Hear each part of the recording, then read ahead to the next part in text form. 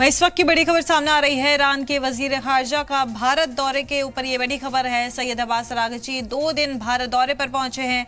दिल्ली में अब्बास अराग़ची का इस्तकबाल हुआ है। ब्रिक्स ममालिक की बैठक में शामिल होंगे अब्बास अराग़ची। बता देंगे मिडिल ईस्ट के हालात पर चर्चा होगी।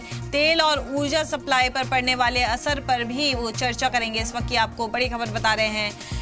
ईरान के वजीर खारजा अब्बास अराग़ची 2 दिन भारत दौरे पर पहुंचे हैं। दिल्ली में अब्बास अराग़ची का इस्तकबाल किया गया है। ब्रिक्स ममालिक की बैठक में अब्बास अराग़ची शामिल होंगे। वहीं आपको बता दें कि मिडिल ईस्ट के हालात पर चर्चा होगी। इसी के साथ तेल और ऊर्जा सप्लाई पर पड़ने वाले असर पर भी वो चर्चा करेंगे।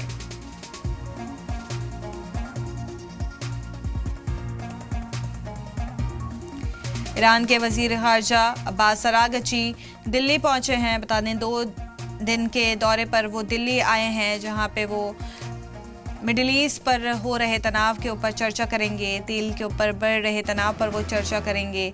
ब्रिक्स विदेशी मंत्रियों की बैठक में वो शामिल होंगे। इसी के साथ भारतीय विदेश मंत्री एस जयशंकर से भी वो मुलाकात करेंगे।